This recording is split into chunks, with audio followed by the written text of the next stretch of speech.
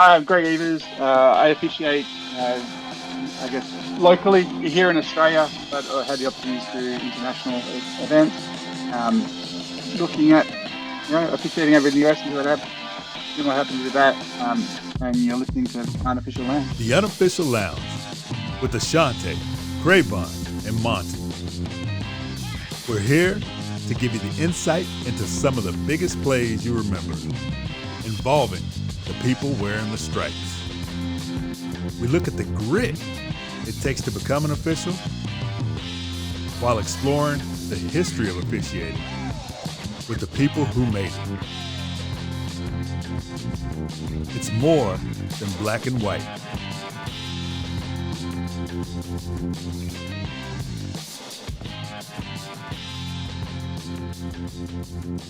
All right, we should have it going good now. All right, here we go, Ashante. Let's 3, 2, 1. Hello, everybody. Welcome back to the Unofficial Lounge. We are joined today by a very special guest. This gentleman, he has been a college football official, a boxing commissioner, a UFC fight commissioner. And I've heard stories throughout the years. I've had the opportunity to meet him a couple times at a couple big games in Las Vegas. But we're happy to have him on the show. Please welcome Mr. Marc Ratner. Well, thank you guys. I'm delighted and happy to talk about officiating and whatever else you want. Hey, the great thing about this show, we are going to talk about you because I can only, we don't have enough time in a day to go back all the years of history that you have, that the stories that I've heard. But your boxing commissioner, I'm gonna ask a question. Do your boxing commissioner days and your football officiating days, that they all start about the same time, or did you start one before you did the other? I started doing high school officiating in the late 60s, and Oh, I'm an old guy. okay. I thought you were about to say late And, 80s. Hold on. Whoa.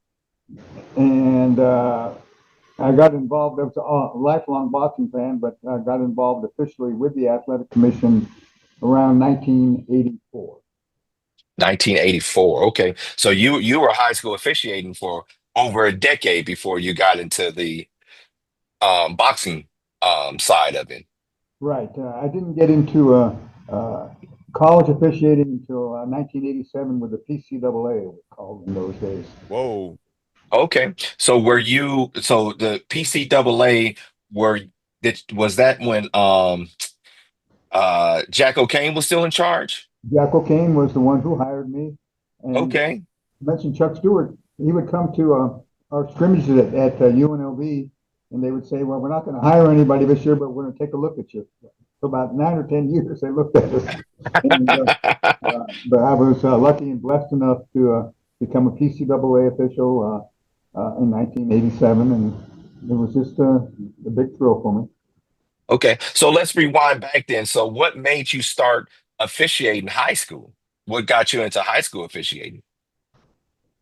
I went to college in Reno, and I played like the second string right fielder in baseball, and I ran track. I was a long jumper, and then when you come back home, there's nothing to do athletically unless you play slow pitch softball or city league basketball. And I saw an ad in the Las Vegas paper, and it said, "When you're watching the sports on TV, do you say I can do better than this?" And you yell at the officials on TV a little bit. So it said, "Go to Las Vegas High School at 5 o'clock on Sunday." And that's how I started. Just an Wow. ad, just an ad in the newspaper. Right. Wow. Oh, Did they oh, have time changed. did you have to pay dues that first meeting? No, they didn't have to do that. I had to borrow. I didn't know what to wear or anything like that. And you start off in Pop Warner and then midget league basketball. So I started from the very beginning. That's Wow. what you learn. So back then, the Las Vegas high school unit, the Southern Nevada unit, I think is what they call it, does it kind of work as it does now, to where you start out doing chains and everything else before you actually were on the football field? Yes, it's still pretty much. Okay.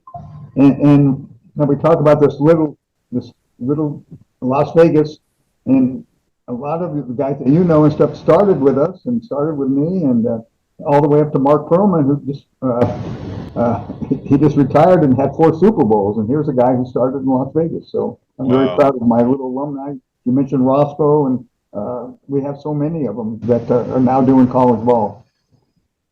Right. So Roscoe, Gary Reed, Deion Spinars, Daryl Johnson. Yeah. I mean, there's a lot of great group of guys that came out of, may rest in peace, Scott Teifer, one of our original guests on the show. So it's some great officials that came out of the Las Vegas area. And then now you're still involved now, but let's, before we jump too far ahead of time, you kind of talked about that you would go to these showcases, or, Jack O'Kane would come and look at you, but not hire you. How long were you in high school officiating before you made the jump to college football? I would say probably between 17, 18 years, something like that. Whoa. Wow. But you got to in the PCAA days, there was only, I think, 8 teams, and some great officials in there that all went to the NFL, but it just took a long time. There wasn't that many vacancies. Right. Wow. So all the young people that listen to the show, Shante, they're just here 18, 20 years in high school before he got a chance to crack in college ball. So be patient. Be patient. It'll all be worth it. Hold up. They saying 1 or 2. He said 17. Like, man, I'll be like, I'm about to get a gold watch doing up being a high school official. What are you talking? Like, wow. But back then, though, he probably had to wait 15 years before he did his first varsity game, right? About 5 years. See? First varsity. See? You had to be committed back then. It was a labor of love, and still wanted to be athletically involved, and that was a good way for me to do it. Okay. So we like to ask some of our veteran officials that's been on the show, do you remember how much you were paid for your first game you worked? For high school ball? High school. I would say about $35. Huh?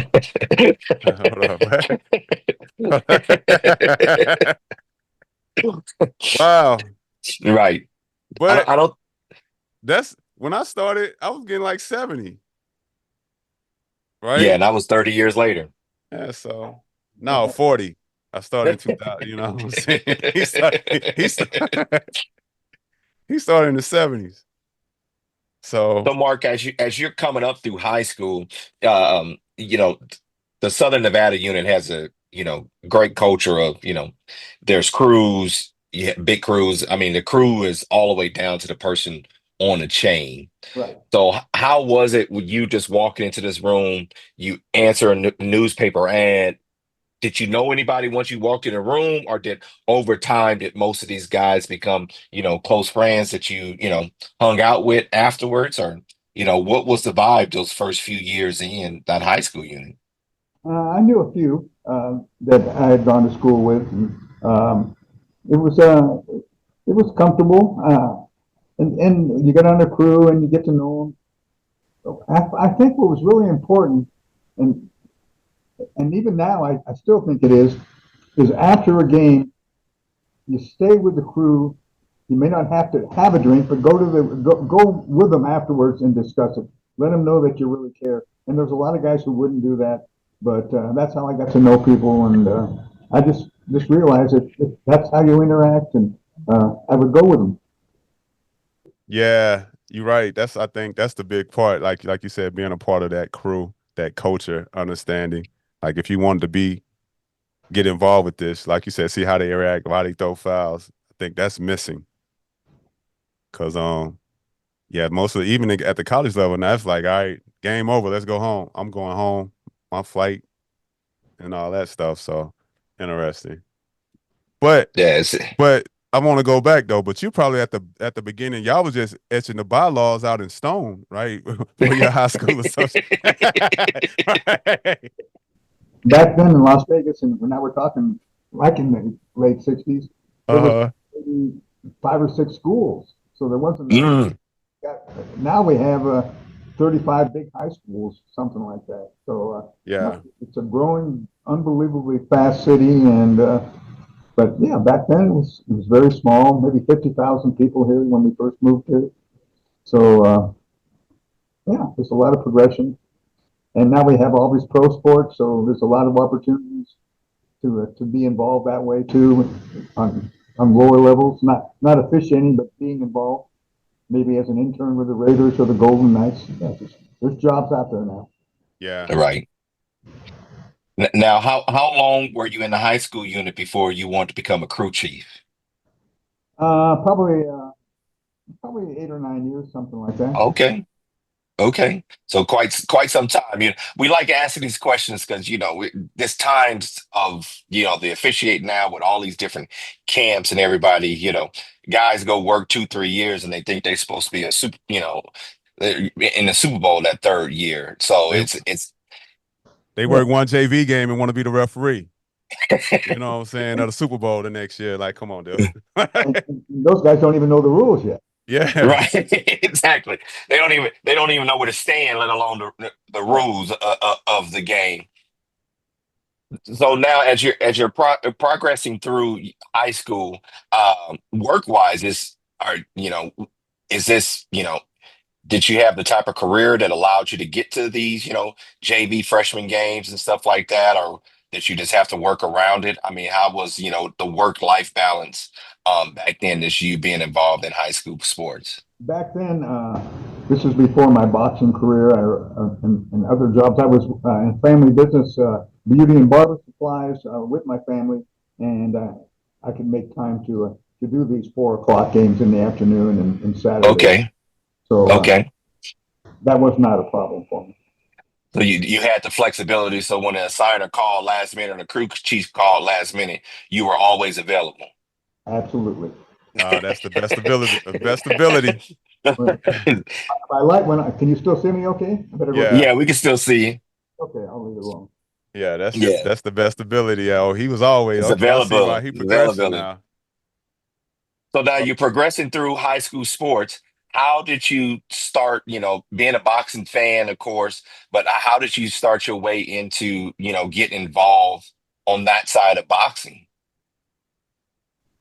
I love going to the fights, even in the '70s, and I would show you what a fan I was. Now this goes way back. Sonny Liston was fighting Floyd Patterson, so this is Whoa. way back, and, Wow. and not so much anymore. But you used to go to a rock concert, you'd have to get up in the morning, get first in line, or try to buy a ticket. Now you do it all on the internet. But I saw that Patterson was fighting Liston. I went to the convention center, and I was the first person in line. I went there at 7 a.m. So this is probably maybe 72, 73, something like that. And bought 4 $10 tickets. Sat in the top row of the convention center, and Sonny knocked him out in 2 minutes the first round. But that's the kind of fan I was. I would go to Caesar's Palace, but from my officiating, I knew some of the boxing judges, and they told me, "Why don't you become an inspector? Work in the back room. You get to go to the fights." And so I had to learn about how they wrap their hands, some of the cut solutions that were illegal, how I would go to the gyms, and that's how you learn to be on the bottom level. I had to be a drug collector, collect their urine after the fights. I did it all from the beginning, and but to be in the dressing room with Sugar Ray Leonard or Tyson or Tommy Hearns was what a thrill for me then, and still is Wow. when I see these guys. Wow. Wow. So hold up. So you started out just a regular casual fan and they just seeing you like, hey man, you wanna Yeah, because I knew one of the judges, and they said, "Yeah, you love it. I can see you like going to these things, these sports." Uh, so I applied to be an inspector. Uh, that's what they call that. And then I think maybe a couple of years they said, "Okay, you can be an inspector," and that was, I believe, in 1984. wow. That's impressive. Hmm. So So you said at the time you were getting drug samples, expecting the gloves. Right? What were you involved with the weigh-ins as well? I would be at the Waynes. Yep. I wasn't Okay. watching them in those days, Mm-hmm. but yeah, I would be at the Waynes. So what was Wow. your all right? So you're now because now I'm curious. What was your first major fight? Now, once you're now becoming an inspector that you were proud of.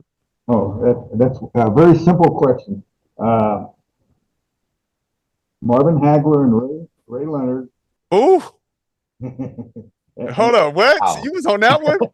and I was, if you Google it, you'll see me with dark hair but I was the inspector in Ray Leonard's corner. I was in his dressing room when he was wrapping his hands with Angelo Dundee and somebody from Marvin's camp. Yeah, that was my first huge big fight. And between rounds, you would see me go up to watch in the corner so they didn't do anything illegal like smelling salts or anything like that. So yeah, that was my big fight. So how nervous was you for that then? Like, because it's different from football, right? Very nervous, and the world's watching. And boxing was really big in those days because you had Hagler, Leonards, Duran. They're all fighting each other, and Tommy Hearns. It was just a very special time, and for me to be involved, even as an inspector, was very special.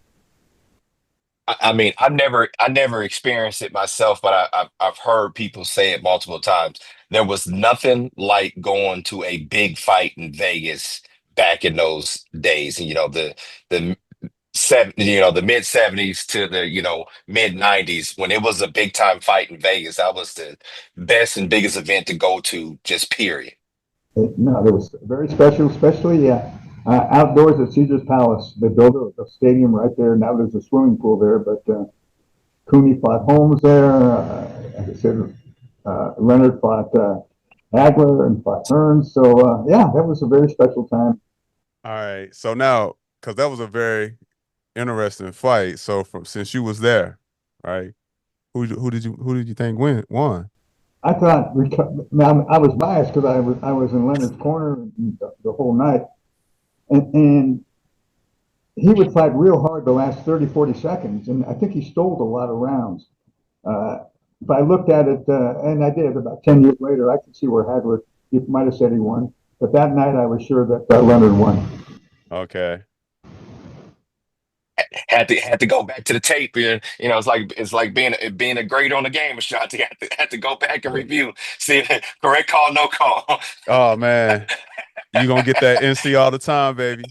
See, that's the big difference now because officiating is a business, and you wait for that Wednesday or Thursday to see your grades. Hmm. And it started with us in the Mountain West, and you were nervous waiting for in those days, I think it was Bill Levy and Pereira and stuff, just to get those grades. And if it said uh, IC or incorrect call, you'd Right. be devastated.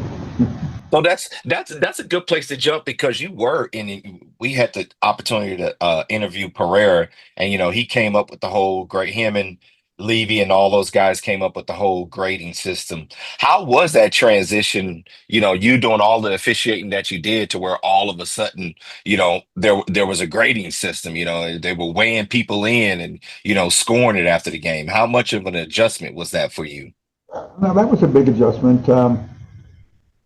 First of all, I was very blessed to work with those kind of guys, Tony Corrente and Levy and certainly Mike. But I remember from the PCAA, we went into the Big West, and then the Big West became the WAC. So there was and Mike became the director or the commissioner for the WAC, and he said, we're going to have a test here. A lot of you guys in the WAC, I don't know if you've been taking these tests or not, but this is a real test. And I think like three-quarters of them didn't get 70 on the first test that he gave. Hold on, hold on, hold on. Go back. Let's stop. This year, hold up, y'all. You been officiating how long? And then all of a sudden they talk about taking a test. Yeah, this would have been.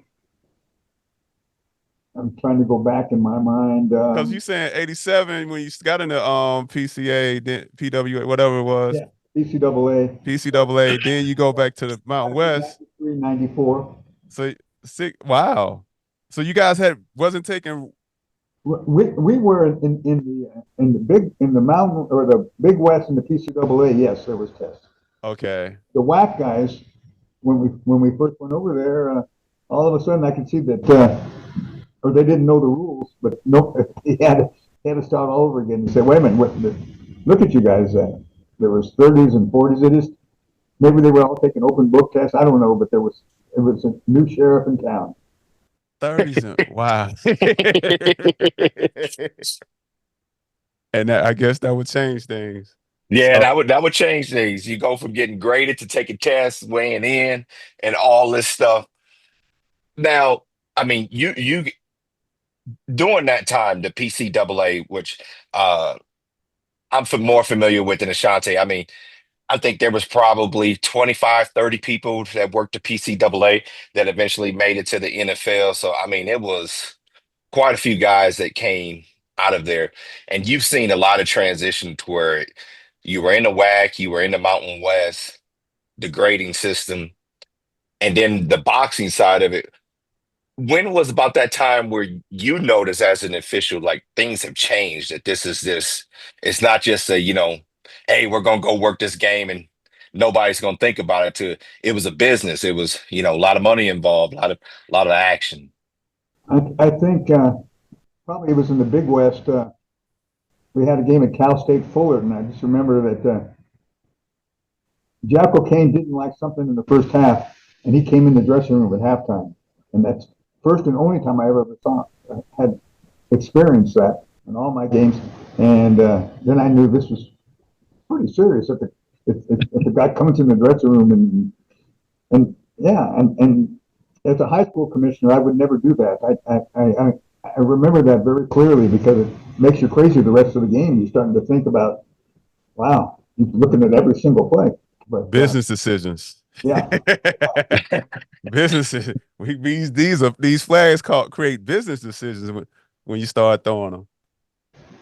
but when you talk about Jack O'Kane, the officials that he discovered or that he helped out in their careers, it's just a who's who of officiating, especially from the West Coast. It's unbelievable. So to go back to both, so you're doing both sports. Do you have any mentors, or are you the mentor in both of these sports, like as you're progressing up to Well, in boxing, a lot of the referees, Richard Steele, Mills Lane. I mean, those are all my mentors. okay. And some of the world class judges. In football, we had some who would it would be more the Pereiras and the Correntes, the leading kind of guys. Those are the ones you learn from and learn how to really appreciate. Okay. But you just mentioned the names of Miles Lane. It's interesting because boxing back then, we knew who the referees were. You knew them by name. You knew who was going to work that big fight. How was it? What type of interaction did you have with those guys as far as going over the weighing in, the gloves, or the interaction that you had with them on those big fights? I was right there with them, and like I said, I went to the weigh-ins and stuff. Mills, may he rest in peace. One of my favorite characters in a lot of ways. Great referee.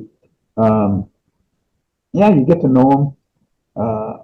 Richard Steele, fabulous referee. Another one named Joe Cortez. So I worked with three of the top referees in the world. And then when I became the director of the athletic commission, to be able to choose any of those guys to referee a fight was, I had the best in the world. So very important.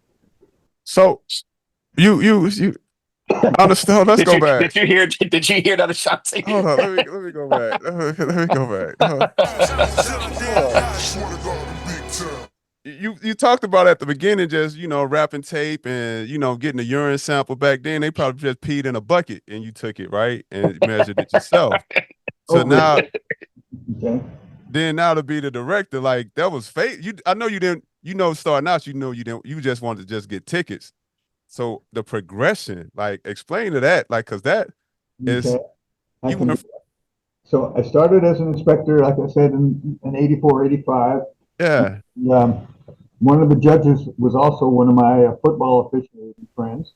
Okay. And, his name was Chuck Minker, one of my best friends. And he became the director of the commission, I believe, in 1988.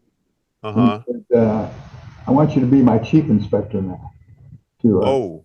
Then I was doing some of the inspector stuff, but also assigning the inspectors, and then I would pay the fighters after the fights, which was, makes you more popular when you got the money or the checks in your hand too. So that Hold on, you coming in the locker room after the fight over with the money? You the money man? and that's exactly what George Foreman would say. Hey, here's the money man. You the money man. Hold up. Hold up. What is drop at? I can't find it.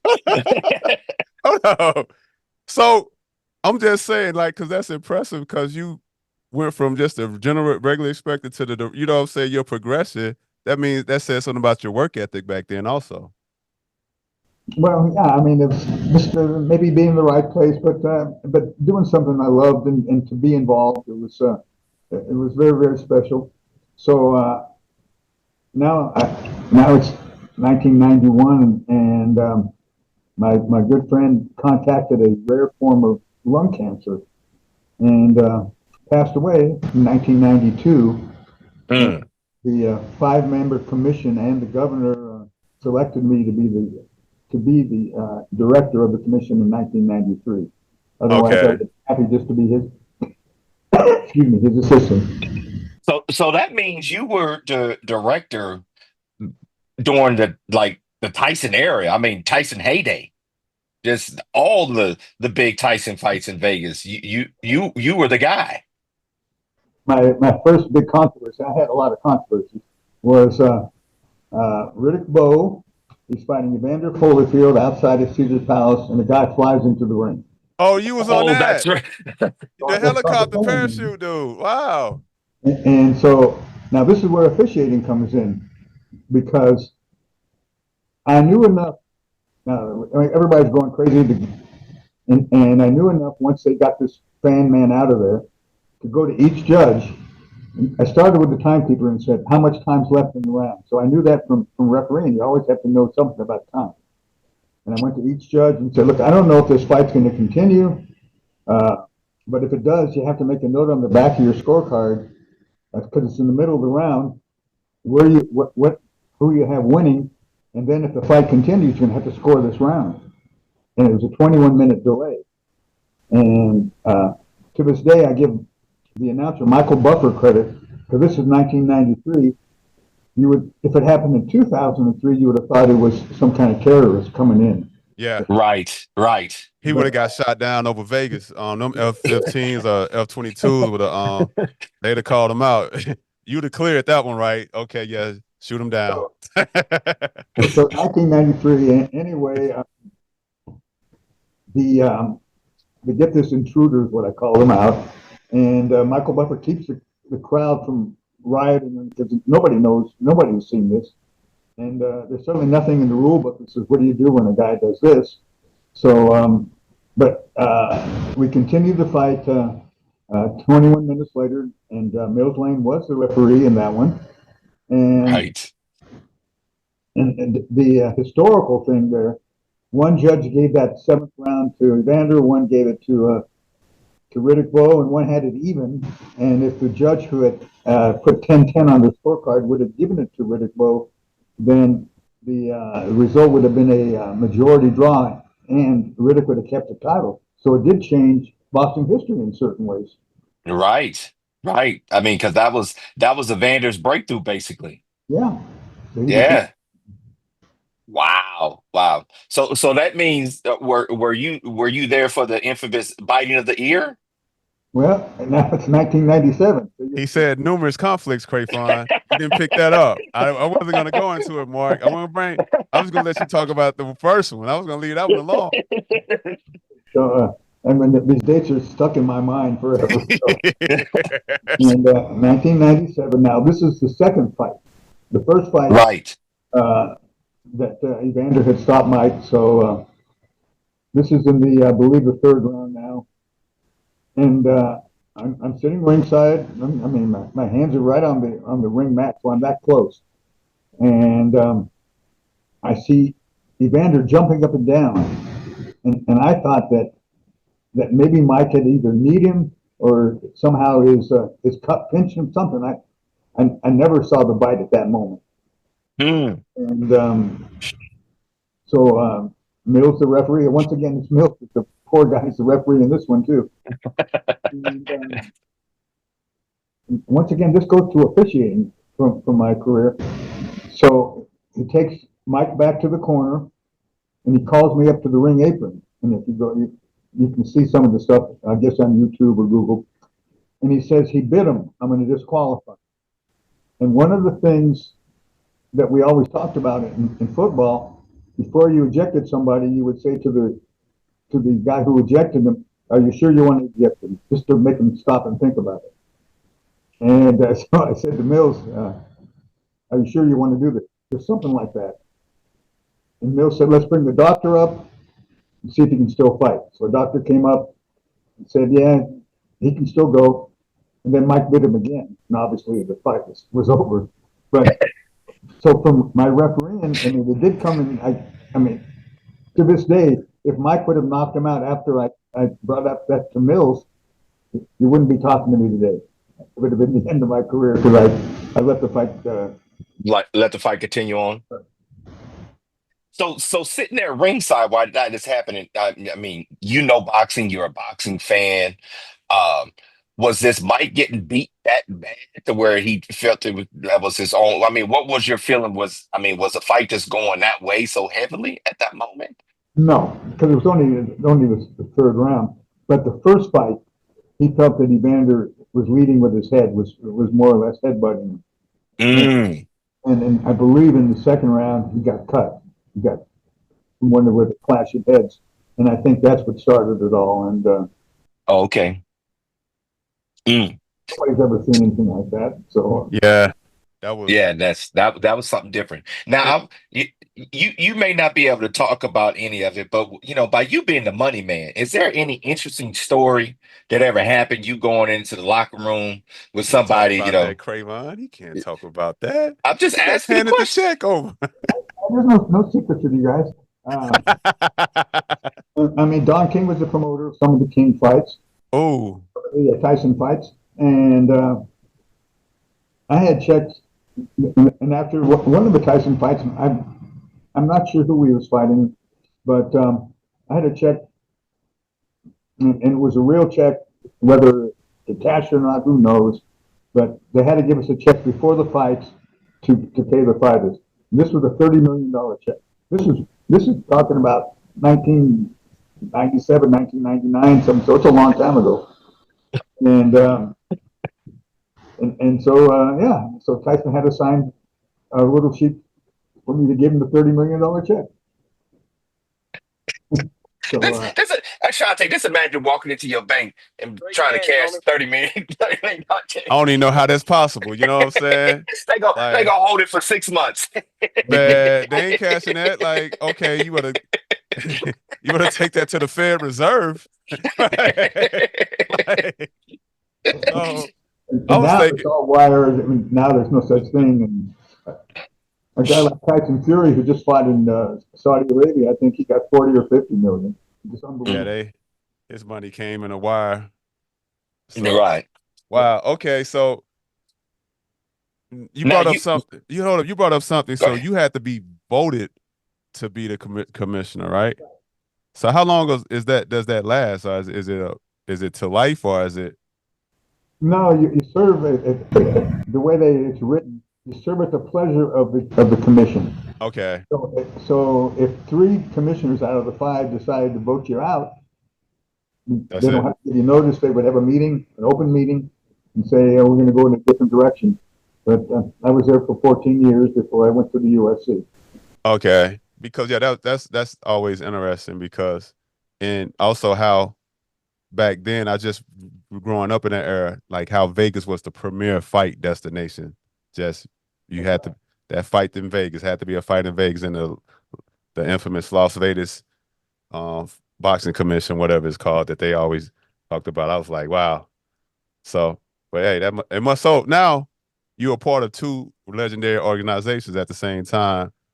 The boxing commission and the Mountain West. So how were you able to juggle both those jobs? Because I'm pretty sure, even though fighting was it's seasonal or in the spring. So Well, it's funny. Whatever crew I was on, they were in football.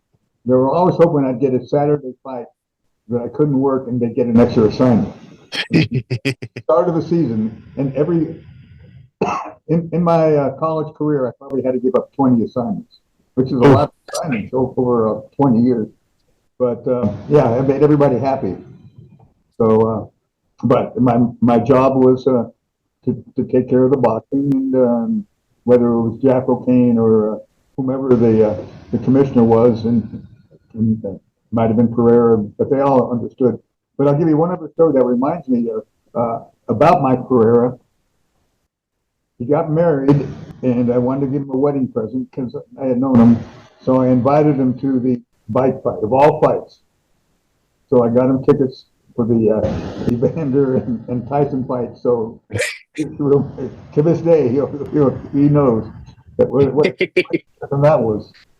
What a wedding gift. So is there I mean, all the fights that you did, I mean, not all of them was as big, but being that you had to give up some football assignments for sometimes having to do boxing events, was there an assignment that stood out to you that, man, I really don't want to give up this assignment to go work, whatever boxing match that you had to? Is there any assignment that stood out to you? Yeah, there was one. It was Tulane. They were going to play at the Super Bowl or Superdome or something, and I was looking forward to going to New Orleans. So that one I gave up to. So but the wow. rest of them were, yeah. I mean that I didn't look back on anything. That's the way it is. So Right, right. but I wanted to go to New Orleans. But yeah, you It, started out in the heyday with the Mountain West. That's the infamous late night Saturdays football games and all that. Yeah, that was a great conference. I really enjoyed it, and now I mean everything's sort of changing with you guys and stuff, and I don't know what's going to happen when it's all done realignment. So I look at this stuff. Yeah. right. Now you getting involved with the UFC was a big change for the UFC because it kind of went from being this, for lack of a better word, kind of underground thing, unsanctioned, to now you getting involved to where that really was the change of the culture of the UFC to kind of bring it to what we see today, correct? Yeah, that was what I remember when I told some people I was going to go to the UFC, and they said, "Boy, Mark, you're making a big mistake. You love boxing, and once you leave, you got probably the best job in boxing, and being the Nevada Athletic Commission director. You're making a mistake from some big time people." But it was something that appealed to me to be on the ground floor of a new sport, fledgling sport, and one of the owners, his name is Lorenzo Fertitta, was one of the boxing commissioners, and uh, they talked to me about possibly leaving the athletic commission, and then Dana White, who you know of now. Lorenzo was a salesman, and as they say in real estate, Dana was the closer. So it was never about financial stuff, but a chance to really to be on the ground floor. So I came over in 2006, and I was in Salt Lake last night working with the fights, and Paris the week before that. So I've been traveling around, and for the last He 18 he years. said that Hold so on, haphazardly. Hold wait, up, man. Hold up. did you just say Paris last week? Yeah, Yeah, a week ago Saturday, I was in Paris. yeah, Last he haphazardly saying that like he just got on on a plane. You Just know, he this just this hopped on Southwest and just went over to Paris. Delta, at least. no, I was gonna say Spirit don't fly. Do spirits fly internationally? Not those spirits, but that's all. Okay, so that had to be a big shift. Because like you said, that around about the 2006 time, like UFC is becoming just crazy, and boxing is kind of phasing out. Did you see the shift in that, or was there? No, I didn't think about it that way, but the reason they wanted me to come is because I had this regulatory government type job Okay, background, and there was about 20 states that had approved the sport of mixed martial arts, and they said we want you to go around to different states and help us get approved and sanctioned, and we want the sport to be everywhere in America, and then we'll do some stuff other places, and so that's what I did. With some lawyers and other people, we hopscotch around the country to different legislatures, different state capitals, and one by one, we got some of these states to approve it. And took us 8 years to get New York, but once we got there, we're going to the Garden again in November. So yeah, it's been a long process. hold up. We ain't talking about we talking about the infamous Madison Square Garden, huh? Wow. So Now, of these venues, now I'm just want to talk about the venues you've been in: football, boxing. Which one? What's the probably your better venue for a sporting event? Well, for me personally, and I was lucky enough to do some bowl games, 3 bowl games, but I was able to have a game at Notre Dame. And Okay. and it was BYU at Notre Dame, and Charlie Weiss was the coach. And uh, I watched Rudy the night before, and I mean, it was just very special. And I had all these officials tell me, and I know you guys have heard this. Once the ball snapped or kicked, it's like any other game. Well, that game was never like any other game. I looked around, there's 75,000 people. At the kickoff, the leprechaun was dancing around me. Uh, yeah, I mean, I cried at the kickoff. The tears came right out of my eyes. I couldn't believe that I That's was. no crying in football. That's no crying in football. It hey, was. he was there. He was there with touchdown Jesus, baby. Come on now. There's no crying. Those are, you know what I'm saying? So I got a little Don't emotional, and Charlie Weiss was nasty during the game. So it was, in those days, you stayed on the same sideline. You need to go back and forth. So Oh yeah, you stayed on the same. Wow. So you had to deal with. yeah, they were mad to start with. They weren't even nicer, no nicer after halftime. Yeah.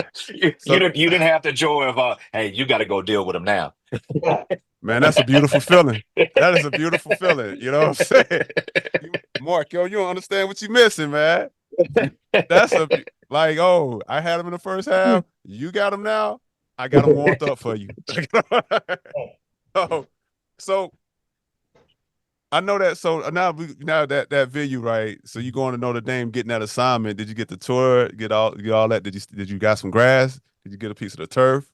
that I didn't do, but the other memory I have was going through the Notre Dame locker room and saw all their equipment all laid out perfectly with Uh the huh. shoes and the helmets and stuff. And what I did do on the way, because I had to go get the captains, and as we were leaving the dressing room, they all You hit hit. the sign that says "Play like a champion." I did that. Play like a champion. Okay. Wow. So that was I, my. I That's cool. I feel the chills now. Like, hold on. Yeah. I want to go to Notre Dame. So, and you said that's you did 3 bowl games, which is and that is a feat in that time because it wasn't that like people don't understand. Now it's like 48 some bowls. Back then it was what 15 or 10? Maybe 20 at the most, but Yeah. I was uh, I got to work the Independence Bowl in Shreveport. Uh, it never snows in Shreveport, of course, but it snowed the whole game. I never saw the field. It was Texas A&M and Mississippi State, so it was a big time game. Yeah. But I mean, it was crazy. I had to like to see the sideline. I had to like a horse paw at it to see where the sideline was. So that was a big memory. Then I got to do the Aloha Bowl, where June Jones was the coach for Hawaii, and he would follow me up and down on the sideline. You know, it was just one of those kind of coaches that wants to talk to you every play. And then my last game, really, maybe they just gave it to me because they knew that this was going to be my last game, but I got to do the Cotton Bowl with Alabama and Texas Tech. So Whoa. The So yeah, infamous Cotton Bowl. It still looks like that, Mark. I did it in the 2021. It probably looked how you did it when you the venue has never changed. Still looks the same. Locker room, the little small locker room. right. Yeah, the old Cotton Bowl. And going down that tunnel, yeah, that's special. So now, Mark, I mean, because I know the last time I saw you, you were still involved on helping out with the chains at Reliant Stadium for the Pac-12 championship. Are you still on the sideline for stuff like that, or is this the UFC so busy for you right now that you can't He sneak away to the football he's in game? Paris. Why is he messing Right. with chains? Why? He said he was just in New York. I was helping the Pac-12 in the championship games. I would get all the chain people and the clock people to work their games. Oh, This okay. for the championship game. I'm the I guess what you call the host liaison with the officials for the Las Vegas Bowl. So every year I Okay. take them out to dinner. But now with bowl games, it's hard to get presents from the bowl committee. They don't like to give Oh, them. I give them yes. bags of UFC gear, and I'm the most popular guy. So I mean, I take care of them. I really, I want to make the Las Vegas Bowl very special. I used to give Nice. everybody, because everybody wants a game ball. They used to give me Wilson balls to give to each one, but they stopped doing that too. And because guys are stealing balls anyway, no matter where you went. No, no, no, no, no. Those kids take those balls off the field after interception and touchdown celebrations, Mark. No, don't do that. Don't, no, no. In the dressing room. Right. Exactly. Exactly. But yeah, so but it's changed that way. But yeah, and these are different competitions from all over the country that come here, and I try to really show them hospitality. I'll bring them over here to the UFC if they want to come. So I'll be doing that this December. That means, Ashanti, that's a bowl game you want to get because it's nothing better than having a bowl host that likes officials and is looking for understands the experience that officials are looking for a and bowl game. and It's nothing like it. and he worked bowl games, so he knew how it was Right. in the heyday of bowls. Bowls. So I'm sure. So explain your like you said you was at the Cotton Bowl. What was that experience like? You said with the liaison, how many and all that. No, it was real special. I remember we went to some kind of party where I think the teams were there and they gave us dinners and stuff. It was very nice. It was, I mean, that's a my whole goal was to get a 1-1 bowl, a January 1st bowl, and to get the Cotton Bowl was yeah, Yeah, that that was was special. Uh, so. and they treated us good. But I've heard all these stories where yeah, the guy who's their host, they might see him once, and Yep. he doesn't care about it. He got appointed by the bowl committee. Hey, you're Yep. Yep. Uh, Put your stuff at the box in the box and leave it at the hotel. Check in and here you right. go. And we'll be here on this day to pick you up. See you later. wow. Don't spoil it for me. I'm still waiting. So don't spoil it. I hope it's gonna be different. So Mark, can you say now? I mean, you're traveling to Paris, you're going to New York. Can you tell us kind of what your UFC role kind of involves on a fight night basis for you? I can't exactly. Yes. Well, first of all, I'll work with the venue people, and they'll say, "Mark, we're going to go to Salt Lake City in October." So my first thing, as soon as I know I got to go ask the commission for the date to make sure that it's available. Then I start being the liaison with the UFC, with the commission, and we talk about make sure that all the rules that they understand. These are unified rules of mixed martial arts. This is what we expect. Um, we talk about the weigh-in, and we talk about officials. I never picked the officials. I think that would be a conflict, but I recommend officials, and I said you need some world-class officials being involved. And here's something that happened last night. Now each state has their own officials besides, and I always say, well, we want these international officials, these world-class officials, to interact with your officials because they learn from them and stuff. So we had a referee last night in Salt Lake who it's one thing to work in front of small crowds. It's another thing to have 18,000 people there, screaming fanatic UFC Yes. fans. And one of the rules you cannot do is poke a guy in the eye. I mean, that's a foul. And the way the gloves are, you have to have their hands free to be able to wrestle. Anyway, in this second round, there was 3 eye pokes, and then he hit him low besides which. Mm. So I had to go over to the coach and say, look, you've got to take a point away. You got to warn him. You got to bring the doctor. You can't do that. So then I also have a headset on where I'm listening to the broadcast at these fights, and I'll tell the producer or director something about a rule. And in this case, I told the producer, I said, it's got to take a point away. That's a real big mistake. And then they went on the air and said, Marc Ratner says, why wouldn't they take a point away or something? So, but that's my job to listen to the broadcast, liaison with the commissions, and I get there for the weigh-in. So yeah, a lot of different things. So it's different now. Just think about it. Your role changed from boxing, where when the Tyson Evander Holyfield, you just make it up on the fly. Now you the pretty much the analyst at the game site, listening on the broadcast, the broadcast booth. He gets giving information and trying to clarify situations now. I don't very seldom go on the air, but they can quote you with the producer and director. Okay, so also you said, because when you said you initially you came on to help regulate get it sanctioned in all the 50 states. So when did you transition from that role to your current, to where the venue, or was that all inclusive? It's always been pretty much the same, and now we had to meet with.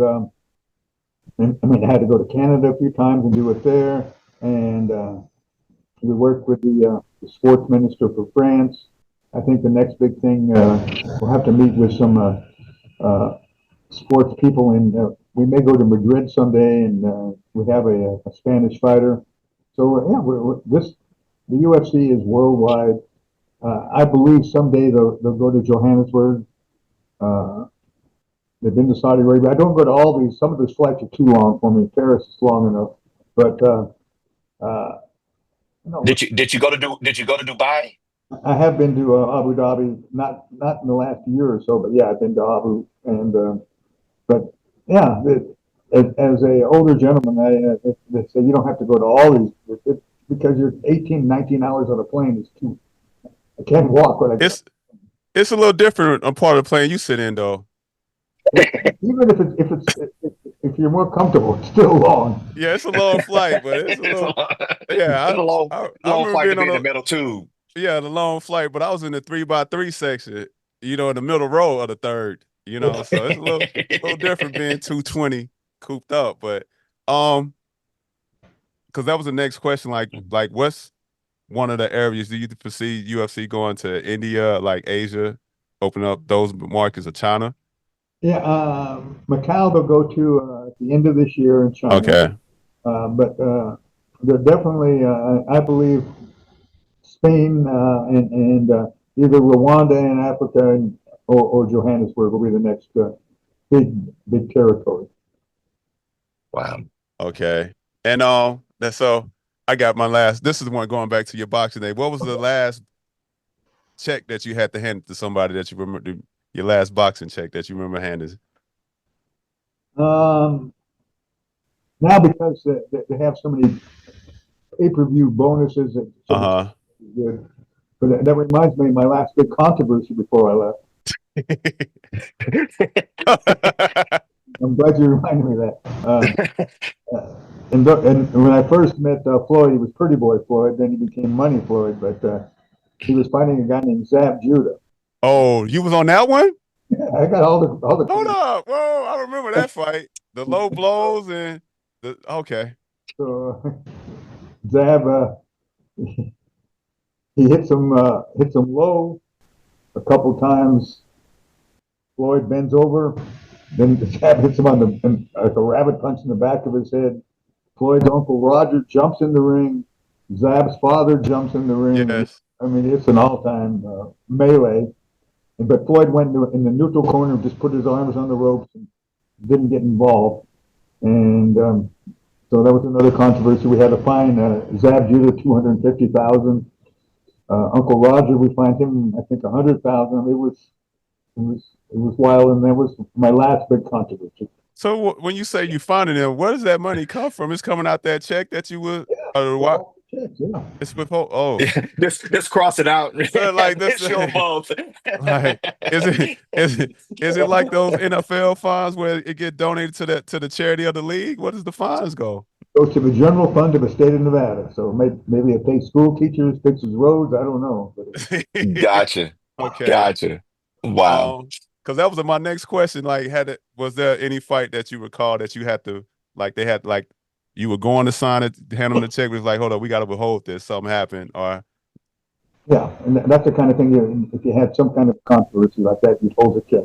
okay, Wow. failed So drug Mark, test, wow. yeah, before we got started, you said you wrote a book last year. Can you tell us a little bit about the book? Well, I certainly can. Now, when you write a book, when you say you would think you sit down with a pen and paper and you write. I couldn't do that or type on a computer. So one of the owners of the UFC, the major company is called Endeavor, but it's William Morris is one of their subsidiaries, and they said you should write a book with all these little stories. And I said, well, you're going to have to get me somebody to write it with, a ghostwriter. I don't care about making money or anything, and you guys publish it. And so we ended up doing that. So it was almost all telephone conversation, or they came to visit with me. It took about 6 months, and then they would send me a chapter at a time. And after that, I talked with them, and then I would edit it and change a few things. And that's how you write a book in this day and age. And it's called From Ringside to Cage Side. It's Amazon. It's an inexpensive book, like $14.95 or something. And it's mostly for boxing people and MMA people. We sold a couple thousand, so it wasn't a money maker or anything like that. But So a couple of thousand. You're right, a couple You know, thousand books. a couple It's, thousand. it's not too many people in the world that a couple thousand people want to But read about, their life stories of it, their it wasn't adventures. it wasn't a Right. moneymaker, Craven. I just wrote it, Just a few thousand. just to Just a few satisfy thousand. some of these, these stories he got. And you said it's called Ringside to Cage Side. yeah, with my Okay. Okay. Available on Amazon. Everybody go check it out. We'll get a few more thousand out there. So, so now, Mark, I mean, we talked about a lot of stuff, and you have so much history when it comes to all of what you have done. But our show, we have a lot of younger officials, people trying to move up, and we always like to ask people, especially, I don't think we've had anybody with your type of experience on. I mean, being that you're still involved in officiating, connected to a lot of those, what do you tell the younger officials now? If it's a boxing guy, if it's a UFC guy, if it's a football guy, what do you tell them as far as, how they go about building their career? well, and we sort of touched on this in the very beginning of our talk here. It's always about communication and being a good listener. Try just don't sit there and don't say a word, but be a listener, but get involved and try and learn. And one of the things when I became a crew chief and then the commissioner of high school officials was I would tell, I want everybody to, even if you want to be a headlines runner, a back judge, but you should always learn to be a referee a couple games a year. Just that makes you really understand the game better. You shouldn't just be in high school, just be, you only want to be a headlinesman. And so that was one of my advice is because that's how you really learn the rules is to be the main referee, the head referee. But yeah, I mean, it's just interacting with people, go to the meetings. We talked about this. Be available and have fun and enjoy it.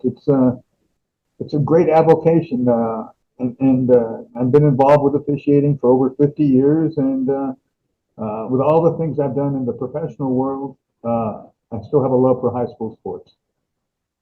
Wow.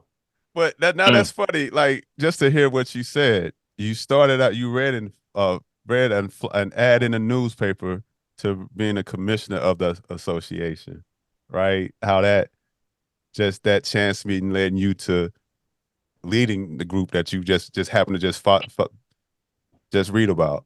You know what I'm saying? So that shows something about your work ethic and, like you said, listening you grinded from the bottom in both sports that you did.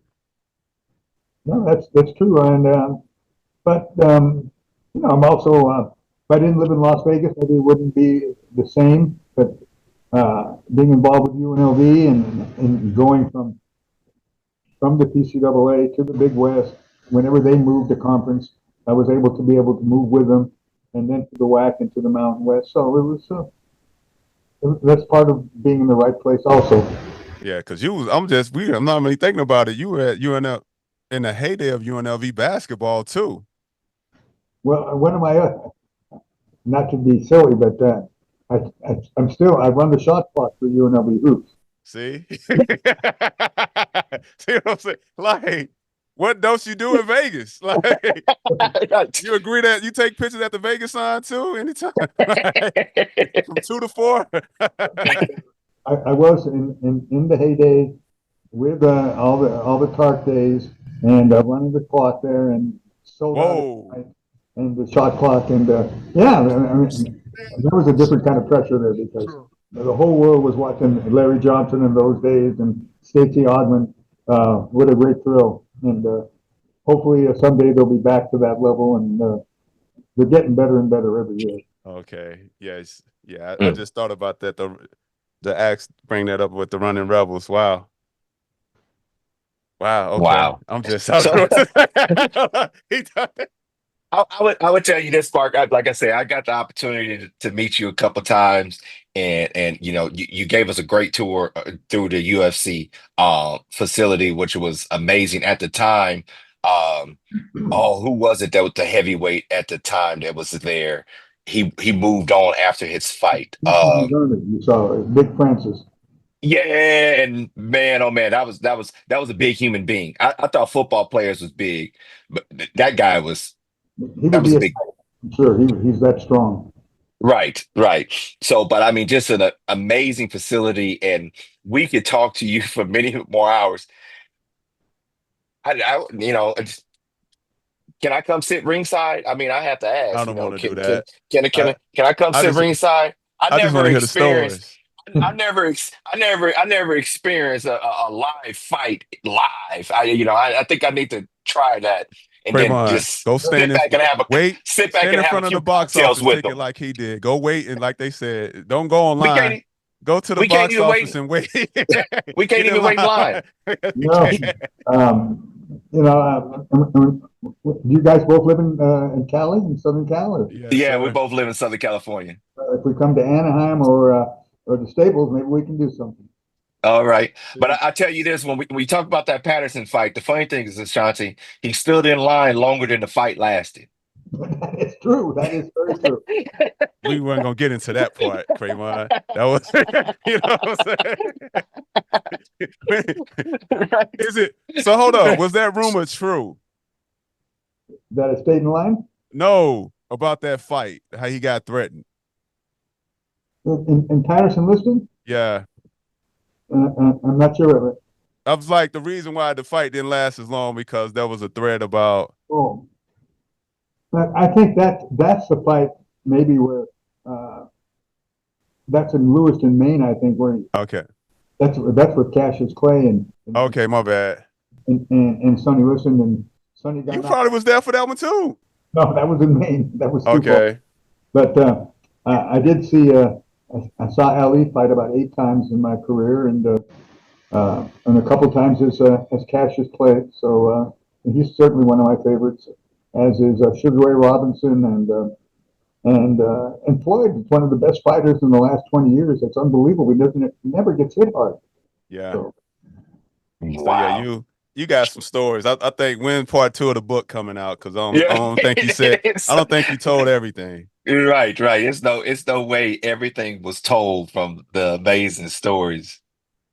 well, I'm delighted to have been with you. I'm glad I could entertain you, and yeah, it's everything evolves around or revolves around about being an official. So it's Yeah. Being official. Being official. You had to make the decision, you're looking at clocks and all this other stuff. But Mark, sir, we really appreciate your time. And I hope to someday, get to hang out with you, just have a couple cocktails here and just really hear some fun stories. I But know. we really appreciate you jumping on with us.